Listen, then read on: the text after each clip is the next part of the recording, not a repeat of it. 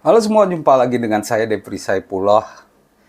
Kita akan membahas kekalahan pertama Indonesia di putaran 3. Indonesia kalah 1-2 dari China di Stadion Qingdao Youth National Stadium.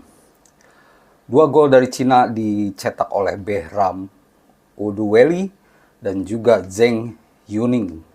Sedangkan kita hanya bisa membalas 1 gol saja lewat Tom Haye di menit ke-86.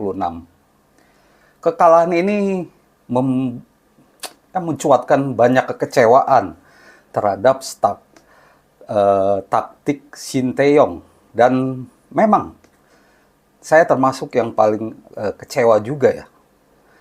Tapi saya juga sudah menduga formasi yang ditampilkan oleh Sinteyong ini.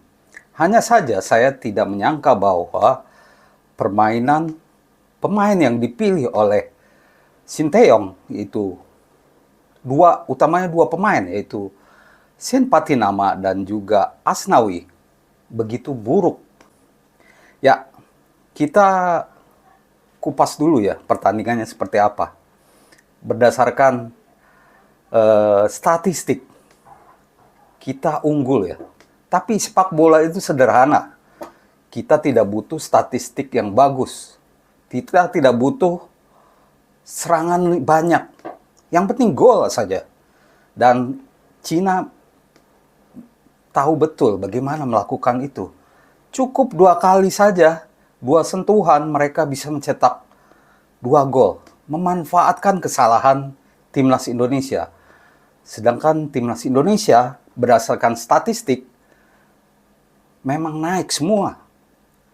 Saya juga heran ya, mengapa saat permainan kita naik, tapi kita malah kalah. Ya, bagaimana tidak naik? Seperti yang saya duga sebelumnya, memang permainan kita lebih mengalir ya. Saya tidak menyebut Cina lawan mudah, tapi saya juga cukup kaget ya. Ternyata Cina yang belum pernah menang di 3 laga menerapkan strategi jitu. Mereka tidak ngotot nyerang, mereka menunggu momen tepat, cerdas gitu loh. Dan Sintayong kena batunya sendiri dari strategi yang dipilihnya. Dan dari statistik ya, penguasaan bola bahkan sampai 84%. Tembakan 14, 6 mengarah ke gawang. Akurasi umpan sampai 82%. Ini pertama kali ya di 4 laga Indonesia bisa mencatatkan akurasi umpan 84%. Jumlah umpan, jumlah serangan ke sepertiga lawan banyak. Tapi apalah semua itu kalau tidak berhasil mencetak gol, karena sekali lagi sepak bola itu simple ya. Dan Cina memperlihatkan itu. Secara umum kita bisa menyimpulkan bahwa permainan timnas Indonesia ini seperti yang disebutkan oleh Sintayong usai pertandingan. Dalam konferensi pers dia mengatakan bahwa 2 gol Cina semuanya berkat timnas Indonesia kehilangan fokus. Nah, dia tidak mengerti apa yang terjadi, yang pasti dia harus evaluasi dan fokus di pertandingan ini menjadi akan dia renungkan, akan dia pikirkan. Tapi menurut saya, memang kedepannya Sinteyong tidak boleh lagi melakukan eksperimen. Ini penting. Kita tidak bisa mencoba-coba. Dan memang maksud Sinteyong itu baik sebenarnya ya. Dia ingin memberi kesempatan semua pemain untuk tampil. Dan saya yakin bahwa dalam perhitungannya dengan pemain yang diturunkan, dia yakin bahwa pemain itu bisa perform. Sintayong yakin ini cukup untuk melawan Cina, karena melawan Cina dianggap lebih mudah dalam tanda kutip ya. Itulah kesalahan pertama menurut saya. Nah, Kesalahan kedua ya pemilihan pemain. Bagaimanapun kita melihat bahwa ditempatkannya Calvin Verdong di posisi bek tengah bukannya tidak bagus ya, bukannya salah karena dia memang bisa main di posisi itu. Terbukti cukup buruk ya. Kalau misalkan Sintayong menempatkan Rizky Ridho bersama Mes dan Jay Idjes, mungkin kondisinya lain. Utamanya saya soroti di gol kedua.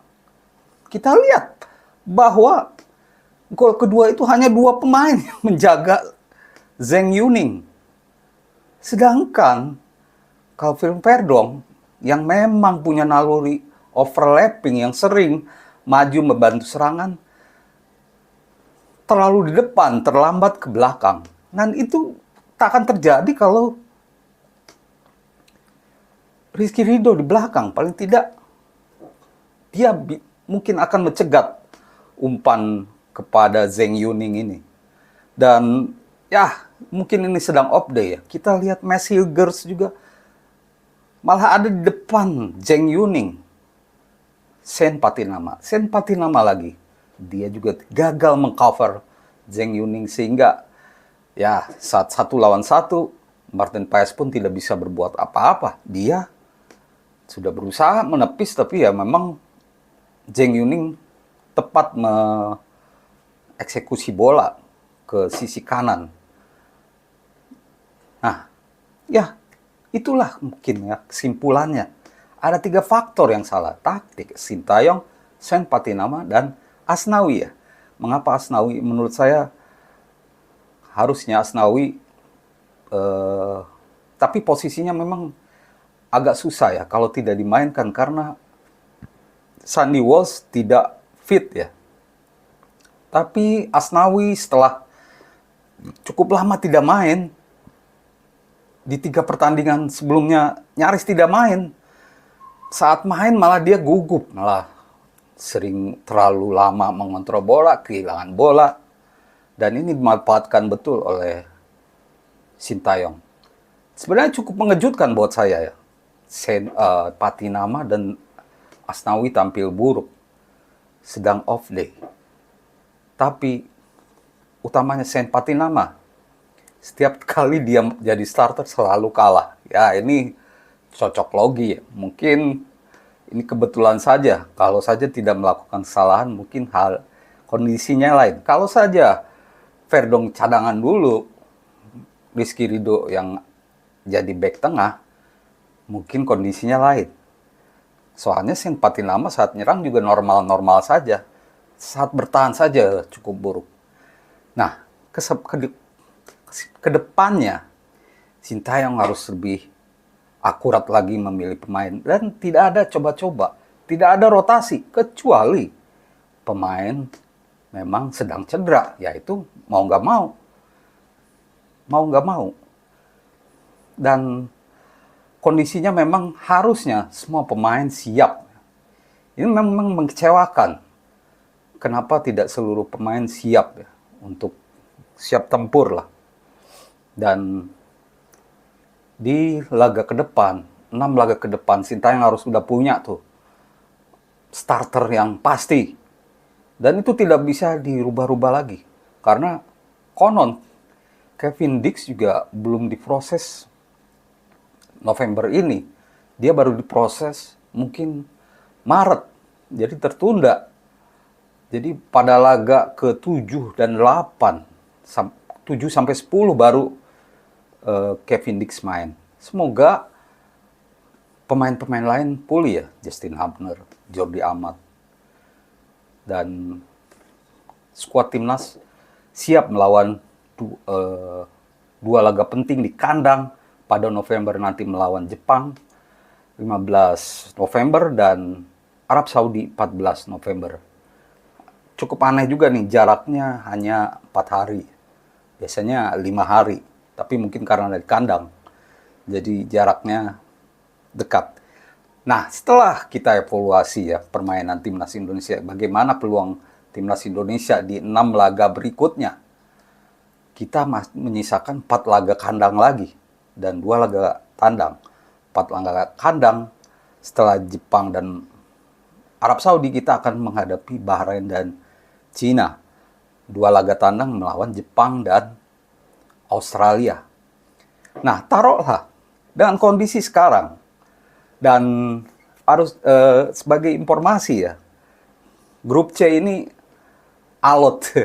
Untung saja Bahrain dan Arab Saudi imbang, sehingga persaingan masih ketat gitu ya.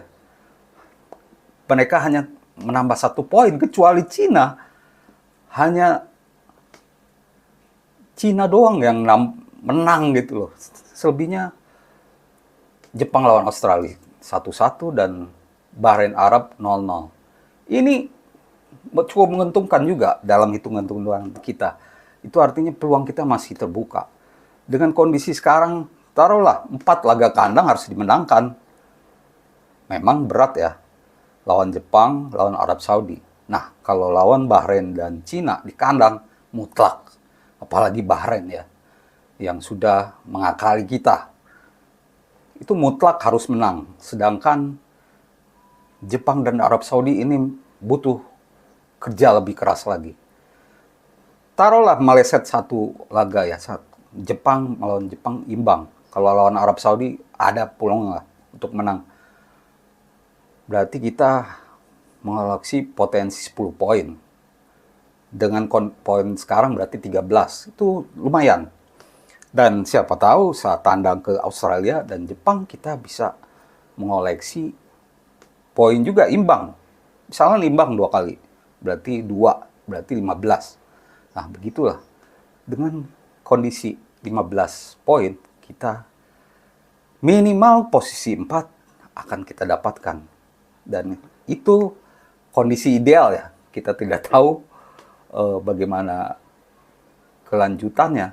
Tapi yang pasti timnas akan belajar. Sintayong akan belajar dari kesalahan. Pemain juga akan belajar dari kesalahan, dari kekalahan pertama. Dan PSSI juga sangat kecewa. Erick Thohir mengaku akan evaluasi. Sudah dibela-belain ya, sewa pesawat. Tapi ya, itulah yang terjadi ya. Di sepak bola, kalah itu biasa. Kecuali Jepang, semua negara di grup C sudah kalah. Demikian teman-teman ulasan saya soal Indonesia lawan Cina. Semoga menjadi informasi yang berguna untuk teman-teman semua. Jangan lupa komentar di bawah bagaimana pendapat teman-teman. Terima kasih dan salam olahraga.